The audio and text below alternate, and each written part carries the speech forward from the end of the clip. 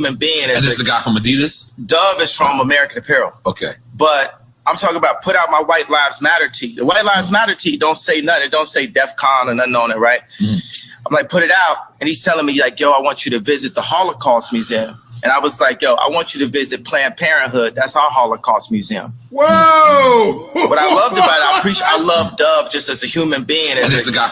Kanye, you can't say that. But I'm talking about put out my White Lives Matter tee. The White Lives Matter tee don't say nothing. It don't say DEF CON or nothing on it, right? I'm like, put it out. And he's telling me, like, yo, I want you to visit the Holocaust Museum. And I was like, yo, I want you to visit Planned Parenthood. That's our Holocaust Museum. But Mic drop. Mic drop. And all this shit going on about Kanye saying all this anti-Semitic shit. There were Jewish people in the room while he's doing this interview. Members from the Jewish community run every single industry. And it's just a fact. Like, it's just like the water is wet. I mean, it's just a fact. They own all these industries. We're talking about banking, finance. We're talking about sports, entertainment. We're talking about, they pretty much dominate. Think about it. Black Lives Matter is even owned by a Jewish person.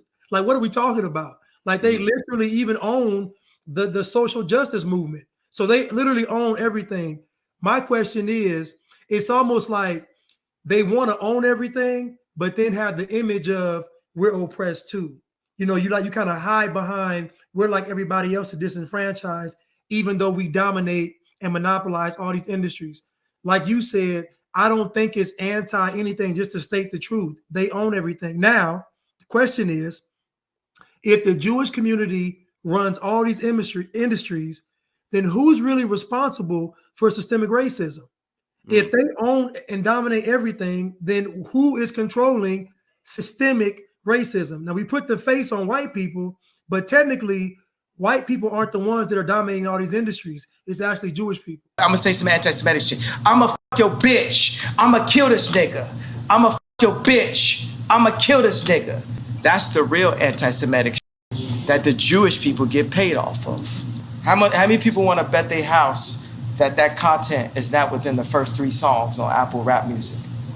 That's the lifestyle the hip hop culture is selling, right? And so what he was saying is that if we're going to sit here and talk about that, then we also have to talk about and Leor Cohen, Jimmy Iovine, Dave Gettleman, all these, or I might be saying it not be Dave Gettleman. I think he's the owner of the Giants or something, but I'm just, I think Clive Davis was also involved in there, who's also Jewish. He owns Arista Records, who was also involved with Puffy. And they made a lot of money off of hip hop beef. They made a lot of money off of the East Coast, West Coast stuff, the death of Biggie, death of Tupac. They make a lot of money off of the violence that's being sold and that lifestyle that's being sold. And so what he was saying is everybody likes to talk about systemic racism, but nobody ever names names. It's always this kind of up there in the clouds. We don't know who's who and what's what, and nobody ever names names. And yet there's names. There's people that are responsible for perpetrating this type of so-called systemic oppression that's going on, but nobody ever names it. And I think this is what we're kind of talking about here. And I think this opens the door. This kind of conversation opens the door to that, like what Kanye's talking about. I think that there's bigger things going on that is going on way above our head, and they keep us distracted with microaggressions. Who I think the guy that owns Universal is Sir Lucien Charles. Yeah, I believe that's another one.